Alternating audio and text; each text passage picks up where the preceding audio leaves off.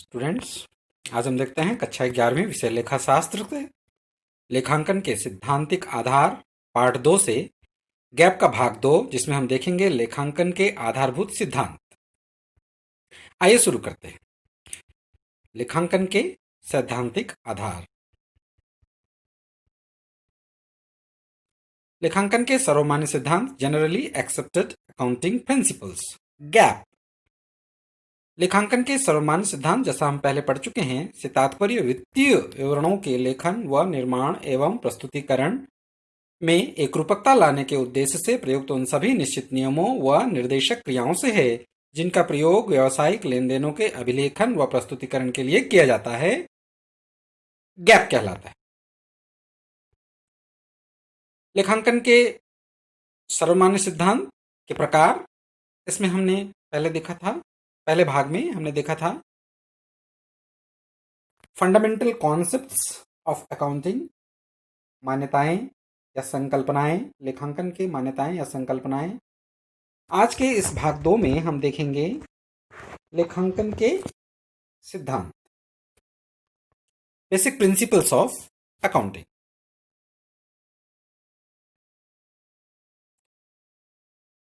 वे नियम जिनका जांच व परीक्षण किया जा चुका है तथा वे स्थापित सार्वभौमिक सत्य बन गए हों, सिद्धांत कहलाते हैं। लेखांकन के आधारभूत सिद्धांत। लेखांकन के आधारभूत अवधारणाओं के आधार पर कुछ सार्वभौमिक नियम विकसित किए गए हैं जो लेखांकन प्रक्रिया में मार्गदर्शक का कार्य करती हैं। इन्हें ही लेखांकन के आधारभूत सिद्धांत कहते हैं। लेखांकन के आधारभूत सिद्धांतों के प्रकार 5 प्रकार हैं इसके। सर्वप्रथम द्विपक्षीय सिद्धांत, ऐतिहासिक लागत का सिद्धांत, आगम प्राप्ति का सिद्धांत और मिलान का सिद्धांत, और पूर्ण प्रस्तुतिकरण का सिद्धांत, और पूर्ण प्रकटीकरण का सिद्धांत भी इसे कह सकते हैं। तो सबसे पहले द्विपक्षीय सिद्धांत।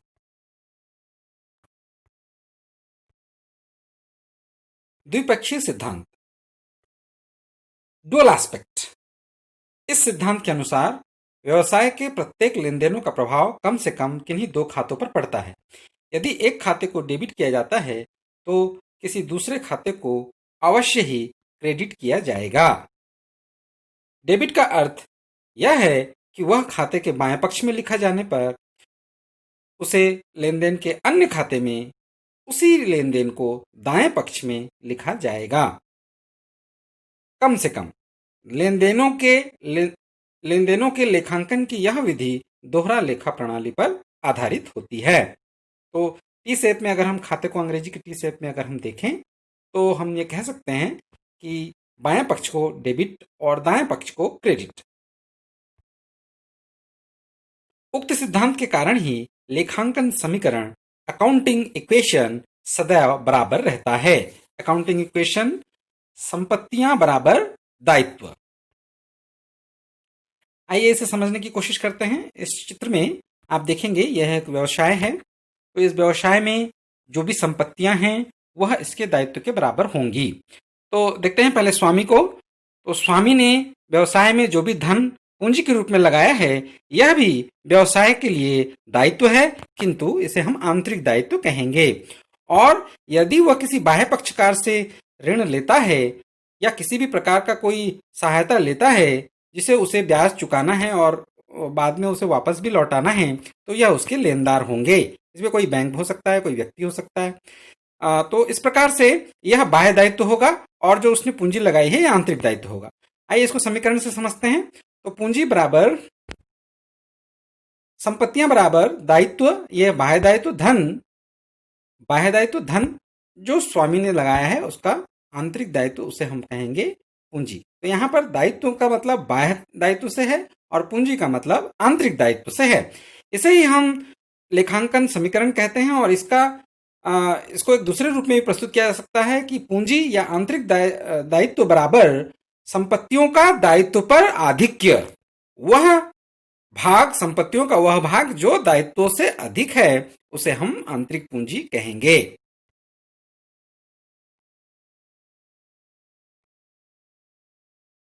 ऐतिहासिक लागत का सिद्धांत। सभी परिसंपत्तियों को लेखा पुस्तकों में उनके क्रय मूल्य पर दिखाया जाए, जो उसकी एक्विजिशन कॉस्ट जिस मूल्य पर संपत्ति को प्राप्त किया गया है उस मूल्य पर दिखाया जाए। इस क्रय मूल्य में परिसंपत्ति का प्राप्ति मूल्य, परिवहन मूल्य, स्थापना व्यय व किए गए समस्त व्यय सम्मिलित हैं जो उस संपत्ति को प्रयोग में बनाने हेतु खर्च हुए हैं। जैसे उदाहरण के तौर पर बिलासपुर में एक भूमि 2010 में खरीदी, किसी ने भी खरीदी, 2010 में 1,50,000 रुपए में खरीदी और लेखा पुस्तकों में दर्ज किया गया। 2015 में सरकार ने इसी भूमि के नजदीक ही हाई कोर्ट और नया बस स्टैंड बनाने का फैसला कर लिया और भूमि की कीमत अचानक से बढ़कर 5 लाख रुपए हो गए बाजार मूल्य। अब क्या लेखा पुस्तकों में 1.5 लाख रुपए के स्थान पर 5 लाख रुपए कर दिया जाना चाहिए? तो यह ऐतिहासिक लागत का सिद्धांत यहाँ हमें मार्गदर्शन करता है कि नहीं, इसे जो भी एक्विजिशन कॉस्ट या क्रय लागत मूल्य पर दिखाया जाना है, जो मूल्य पर इसे 1.5 लाख रुपए में प्राप्त किया गया था, तो इसे पुस्तकों में 1.5 लाख रुपए से ही दिखाया जाएगा। बाजार मूल्य का इस पर कोई प्रभाव नहीं पड़ना चाहिए। इसलिए इसमें ऐतिहासिक शब्द जो है जुड़ गया है। तो ऐतिहासिक लागत का सिद्धांत। अब इसे हम चित्र के माध्यम से समझते हैं। ये मिस्टर एक्स हैं। मिस्टर एक्स एक कंपनी के सीईओ हैं। उन्हें अपने ऑफिस केबिन के लिए फर्नीचर की आवश्यकता है, तो ये फर्नीचर शॉप में गए और वहां से फर्नीचर का आदेश किया। तो इस प्रकार से फर्नीचर कुछ दिनों में लग गया। तो देखेंगे हम कि फर्नीचर में ये जो फर्नीचर है, फर्नीचर का लागत भी है, इसको बनवाई और फिटिंग के चार्जेस भी हैं, और इसमें जो वर्कर हैं उनका नाश्ता का खर्च है, इसका दुकान से, जो फर्नीचर दुकान है वहां से ऑफिस तक का गाड़ी भाड़ा है। तो ये सभी खर्च को भी हम एक्विजिशन कॉस्ट या क्रय लागत मूल्य में जोड़ेंगे। आइए समझने की कोशिश करते हैं। जैसे इसमें कर्मचारियों का नाश्ता है, मान लेते हैं 500 रुपए नाश्ता में खर्च हुए। जो फर्नीचर का मूल्य है वह 1,55,000 रुपए के ऑफिस केबिन के लिए जो कुल फर्नीचर लगे, और उसके साथ ही साथ गाड़ी भाड़ा 2500 रुपए लग गए, और साथ ही साथ फिटिंग चार्जेस भी 5,000 रुपए लग गए। तो पुस्तकों में यह किस मूल्य पर दिखाया जाएगा, इसका लागत मूल्य क्या होगा? तो 1,55,000 के स्थान पर इसका कुल जो मूल्य आ रहा है, ये सभी प्रयोग करने हेतु, ऑफिस केबिन को प्रयोग करने हेतु जो मूल्य है वो है 1,63,000 रुपए। तो 1,63,000 रुपए से यह संपत्ति फर्नीचर पुस्तकों में दिखाई जाएगी मिस्टर एक्स के द्वारा। यही है ऐतिहासिक लागत का सिद्धांत। ऐतिहासिक शब्द क्यों लगा है, इसका हम व्याख्या कर चुके हैं। संपत्तियों एवं दायित्वों के बाजार मूल्य में कमी या वृद्धि जो भी हो, उसे लागत मूल्य से चालू वर्ष के अगले आने वाले वर्ष में नहीं लिखा जाता, उसे लागत मूल्य पर ही दिखाया जाएगा, और यही क्रम प्रतिवर्ष चलता रहेगा। हाँ, बाजार मूल्य और उसके लागत मूल्य में जो कमी होगी उस कमी को मूल्यह्रास के रूप में दिखाया जाता है। अगला है आगम प्राप्ति का सिद्धांत, रेवेन्यू रिकॉग्निशन प्रिंसिपल। किसी भी आगम को लेखा पुस्तकों में तब तक लेखा नहीं करना चाहिए जब तक कि वह वास्तव में प्राप्त ना हो जाए। अब इसमें 2 प्रश्न आते हैं। पहला प्रश्न है आगम किसे कहेंगे, और दूसरा आगम को मान्य किस तिथि से करेंगे। तो सबसे पहले प्रथम प्रश्न को देखते हैं। आगम किसे कहेंगे? व्यवसायिक लेन देन के परिणाम स्वरूप जिन मदों से स्वामी की पूंजी में वृद्धि होती है, आगम कहलाता है। जैसे माल व सेवा से विक्रय से प्राप्त राशि। आगम को मान्य किस स्थिति से करेंगे, इस संबंध में हम एक उदाहरण लेते हैं। उदाहरण के तौर पर 1 जनवरी को मानते हैं कि हम 1 जनवरी को व्यवसाय को माल का आदेश प्राप्त होता है, लिखित आदेश प्राप्त होता है, और 20 जनवरी को व्यवसाय माल भेज देती है। 23 जनवरी को माल की सुपुर्दगी क्रेता, जिसने माल का आदेश दिया था, वो प्राप्त कर लेता है, और 1 अप्रैल को फर्म को या व्यवसाय को क्रेता द्वारा राशि चुकता कर दी जाती है। तो यहाँ पर स्टूडेंट्स देखेंगे कि 1 जनवरी को हमने आदेश प्राप्त किया, 2 जनवरी को हमने माल भेजा, 23 जनवरी को माल क्रेता के द्वारा प्राप्त हुआ और 1 अप्रैल को नगद हमें मिला उस माल का जो 1 जनवरी को आदेश मिला था। तो यहाँ पर कितनी सारी तिथियां हैं, तो क्या आप आगम निर्धारित कर सकते हैं कि किस तिथि को हमें आमदनी प्राप्त हुई? तो आपका उत्तर यदि नहीं है तो यहाँ पर आगम निर्धारण का सिद्धांत ही मार्गदर्शन करता है। यदि नहीं तो आगम निर्धारण के सिद्धांत के अनुसार सही उत्तर 20 जनवरी होगा, क्योंकि इस तिथि को माल दुकान से निकल गया और स्वामित्व, जो माल का स्वामी था, वह व्यापारी ना होकर जो भावी क्रेता था जिसने आदेश दिया था वह हस्तांतरित हो गया। मतलब स्वामित्व का हस्तांतरण जिस तिथि को हुआ उसी तिथि को हम आगम मानेंगे। और इसका इन 4 तिथियों में हमें 20 जनवरी की तिथि को हमें आगम निर्धारण की तिथि मानना है। मिलान का सिद्धांत। इस सिद्धांत के अनुसार किसी वर्ष विशेष के लाभ हानि की गणना करने के लिए उस अवधि के दौरान हुए सभी प्राप्त या अर्जित आगम या सभी चुकाए या बकाया व्यय का लेखा उक्त अवधि में ही करना आवश्यक है। इसे ही हम कहते हैं मिलान का सिद्धांत, मैचिंग प्रिंसिपल। इसे हम सूत्र के माध्यम से भी समझते हैं। आगम या आमदनी में हम अर्जित आय, जिसे हमने कमा लिया है पर अभी तक हमें राशि प्राप्त नहीं हुई है, उसे हम अर्जित आय कहते हैं, उसे हम जोड़ेंगे। और अनार्जित आय, जो राशि तो प्राप्त हो गई है किंतु हमने अभी तक वस्तु बेची नहीं है और ना ही हमने सेवा दिया है। प्राप्त शुद्ध आगम में संबंधित सभी व्यय, चाहे वो चुकाए गए हों या बकाया हों, उसे घटाना पड़ेगा। चित्र के माध्यम से इसे समझते हैं। इसे एक चित्र देखिए, यह एक पंजाबी ढाबा है। पंजाबी ढाबा में कई सारे ग्राहक आते हैं।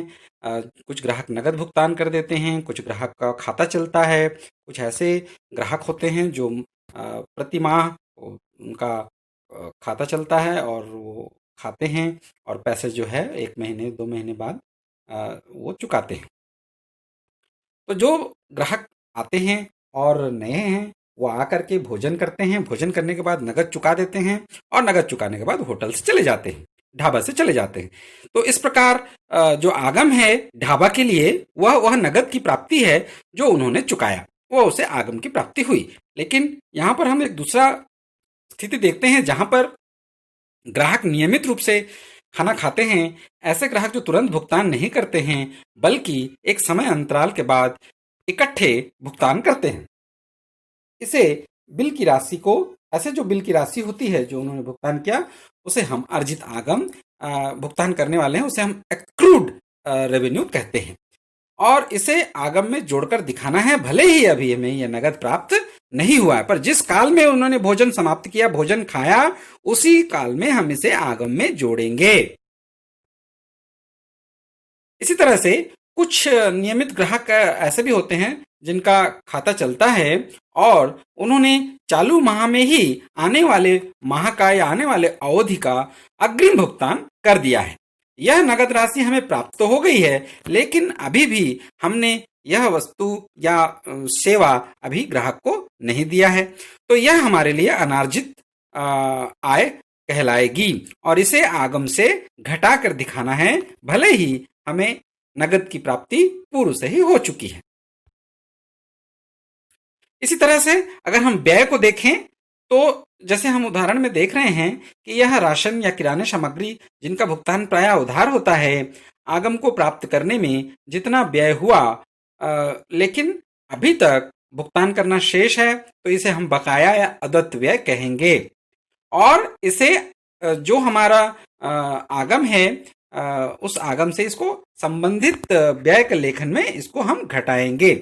या हम ऐसा कह सकते हैं कि ये जो चुकता किए गए व्ययों का हम गणना करेंगे तो उसमें हम अदत्त व्यय को भी जोड़ेंगे, जबकि अभी तक इसका भुगतान नहीं हुआ है लेकिन करना शेष है। फिर इसी क्रम में हम देखते हैं कि उनके कर्मचारी, जो भी कर्मचारी होते हैं, कुक वगैरह उनके होते हैं, उनको भुगतान करना होता है, उनको सैलरी या मजदूरी देनी होती है। तो कर्मचारियों का वेतन यह भी आगम की गणना में जो भुगतान की राशि होती है उसमें व्यय रूप में मान करके घटती है, यह व्यय है। और कभी-कभी क्या होता है, कुछ कर्मचारी वेतन को अग्रिम भी प्राप्त कर लेते हैं। वह भुगतान राशि जो ढाबा के स्वामी के लिए पूर्व दत्त व्यय कहलाती है, क्योंकि उन्होंने आने वाले समय के लिए भी सैलरी का भुगतान कर दिया है। ऐसा कभी-कभी संभव है, कर्मचारियों को आवश्यक कार्य है या कोई मेडिकल इमरजेंसी है, तो इस स्थिति में कर्मचारी अपना सैलरी एडवांस में ले सकते हैं। तो यह जो एडवांस सैलरी है वह ढाबा स्वामी के लिए पूर्वदत्त व्यय कहलाएगी। और इस व्यय को आगम की गणना करते समय हमें इसे व्यय रूप में शामिल नहीं करना है, बल्कि व्यय होते हुए भी इसे बैलेंस शीट में विविध संपत्तियों में दिखाया जाएगा। और जब अगला जो इसका संबंधित काल या संबंधित अवधि की गणना हम करेंगे आगम का, तो उस उक्त तिथि से आगम से व्यय के रूप में इसे घटाया जाएगा, तब तक इसे संपत्ति रूप में दिखाया जाएगा। इसे हम देखते हैं। फाइनली ये जो चित्र है यह ढाबा स्वामी सरदार जी का है। और यहाँ पर यदि वो आमदनी की गणना करते समय ध्यान रखने वाली बात क्या है कि आगम जो आमदनी है उसमें अर्जित आय वह आय जिसका सेवा उन्होंने दे चुका है, जिसका वस्तु बिक गया है किंतु अभी तक आय प्राप्त नहीं हुआ है, ऐसे आय को जोड़ना है, जैसे खाने के उधार विक्रय। और अनार्जित आय यह वह आय है जिसका ग्राहकों ने पूर्व एडवांस में पेमेंट कर दिया है लेकिन अभी तक भोजन दिया नहीं गया है उन्हें, और आने वाले समय में भोजन दिया जाएगा, तो यह अनार्जित आय होगी, इसे हम आगम से घटा देंगे।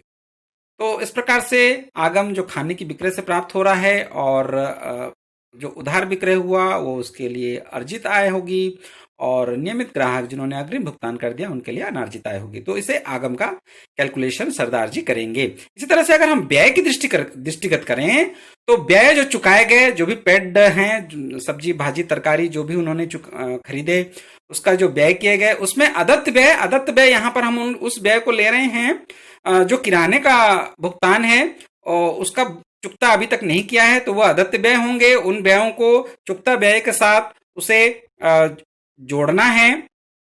और जो पूर्व दत्त व्यय हैं, जैसे कर्मचारियों को जो सैलरी हमने एडवांस पेमेंट कर दी है, ऐसे व्ययों को हमें व्यय की कैलकुलेशन करते समय घटाना है। इस प्रकार आगम से अगर हम व्यय को घटा दें तो हमें लाभ या हानि की गणना हो जाएगी। तो इतना ध्यान रखने के बाद ही वास्तव में आमदनी की गणना की जा सकती है। तो यहाँ पर यह जो प्रिंसिपल है, सिद्धांत है, यहाँ पर मार्गदर्शन करता है। और यह जो सिद्धांत है इसमें सतत व्यापार की अवधारणा पर ही यह आधारित है। तो हम देखते हैं या मैचिंग प्रिंसिपल में हम देखते हैं कि जब किसी आगम को लाभ हानि नियोजन खाते में शामिल किया गया है तो उससे संबंधित व्ययों को उक्त खाते में लिखना चाहिए। उस अवधि में किए गए व्ययों को भले ही उसे चुकाया गया हो अन्यथा न चुकाया गया हो। जब कोई व्यय अगले माह या आने वाले वर्ष के लिए भी अग्रिम पेमेंट किया जा चुका है तो अग्रिम चुकता की राशि को चालू माह या वर्ष में व्यय न मानकर उसे उस अगले वर्ष के ही व्यय में लिखा जाएगा। सतत व्यापार की अवधारणा द्वारा इसका मार्गदर्शन मिलता है। वर्ष के अंत में अंतिम स्टॉक को अगले वर्ष आने वाले वर्ष में प्रारंभिक स्टॉक के रूप में लिखा जाता है। यह भी मैचिंग प्रिंसिपल के अनुसार ही तय होता है। इसी प्रकार उपार्जित आय को आगम में जोड़ लेना चाहिए तथा अग्रिम प्राप्त आय को आगम से घटा देना चाहिए। अंतिम है पूर्ण प्रकटीकरण का सिद्धांत। इस सिद्धांत के अनुसार व्यवसाय के वित्तीय प्रदर्शन से जुड़े सभी सारपूर्ण व आवश्यक तथ्यों का उल्लेख वित्तीय विवरणों पाद टिप्पणियों के रूप में कर देना चाहिए, जिससे विभिन्न उपयोगकर्ता व्यवसाय से के संबंध में सही निर्णय ले सकें। तो स्टूडेंट यहाँ पर पाद टिप्पणियां आप देखेंगे, पाद टिप्पणियों में यहाँ पर एक एस्टेरिक सितारा जैसा सिंबल लगा हुआ है। तो पाद टिप्पणियां क्या है, यहाँ पर देखिए मैंने एक नीचे यहाँ पर व्याख्या किया है। तो पाद टिप्पणियों को फुटनोट कहते हैं, जैसे छात्र कृपया पन्ना उलटिए या पीटीओ का प्रयोग। तो इस प्रकार हम देखते हैं फुटनोट का प्रयोग फुटनोट का प्रयोग जो है वो संभाव्य दायित्व को स्थिति विवरण में प्रदर्शित करने के लिए वास्तव में किया जाता है। और इसके अलावा यदि कोई राशि की गणना की जाती है तो वह राशि अगर वहां पर स्थिति विवरण में लिखा हुआ है तो वह उसकी कैलकुलेशन कैसे हुआ, उसकी गणना कैसे हुई, इसे भी फुटनोट के द्वारा स्थिति विवरण के बाद योग के बाद हम इसे विस्तार से समझा सकते हैं, जिससे उपयोगकर्ता के मन में किसी प्रकार का भ्रम ना हो और उसे जो प्राप्त जानकारी है वह स्थिति विवरण से प्राप्त हो सके। इसे हम कहेंगे पूर्ण प्रकटीकरण का सिद्धांत। पूर्ण प्रकटीकरण का सिद्धांत इतना महत्वपूर्ण है कि कंपनी अधिनियम 2013 या 1956 इसमें वित्तीय विवरणों को किस सूचना को कहां प्रदर्शित करना है इसका एक निश्चित प्रारूप निर्धारित कर दी गई है। महत्वपूर्ण तथ्यों को प्रकट करने का अर्थ यह नहीं है कि व्यवसाय की गुप्त बातें या ट्रेड सीक्रेट्स को प्रकट कर दिया जाए, परंतु उपयोगकर्ता को ऐसी पर्याप्त सूचनाएं दी जाए उसके जानने योग्य आवश्यक हों। जैसे उदाहरण के लिए कोई भी हलवाई अपने द्वारा बनाए पकवान की गुप्त विधि या ग्राहकों की लंबी लाइन क्यों लगी है इसके लिए वह क्या और कैसे करता है कभी भी इसे दूसरों के समक्ष प्रकट नहीं करेगा। कोई भी उससे पूछेगा ये कैसे बनाया तो वो नॉर्मल ऐसे बता देगा, इसको ये शामिल किया मैंने, ये पहले इसको भूना और इस तरह से प्रयोग किया मसालों का और इस तरह से चाशनी बनाई और यूं करके बनाया और ऐसे बन जाता है जैसे नॉर्मली सब बनाते हैं, लेकिन वह कभी अपने ट्रेड सीक्रेट को वो दूसरों को नहीं बताएगा। तो पूर्ण प्रकटीकरण का मतलब यह नहीं है बिल्कुल कि वह अपने व्यापार के गुप्त रहस्यों को उजागर कर दे। अपवाद। अब पूर्ण प्रकटीकरण का या पूर्ण प्रस्तुतिकरण के सिद्धांत का वित्तीय जो संस्थाएं होती हैं जैसे बैंक या अन्य वित्तीय संस्थाएं उन पर यह सिद्धांत जो है लागू नहीं होता है, वह इसके अपवाद में आते हैं, क्योंकि वित्तीय संस्थाएं कभी भी अपनी गुप्त सूचनाएं या ग्राहकों से संबंधित कोई जानकारियां जाहिर नहीं करती हैं अपने वित्तीय स्टेटमेंट्स में या फाइनेंशियल स्टेटमेंट्स में, तो इसलिए इन्हें अपवाद की श्रेणी में रखते हैं।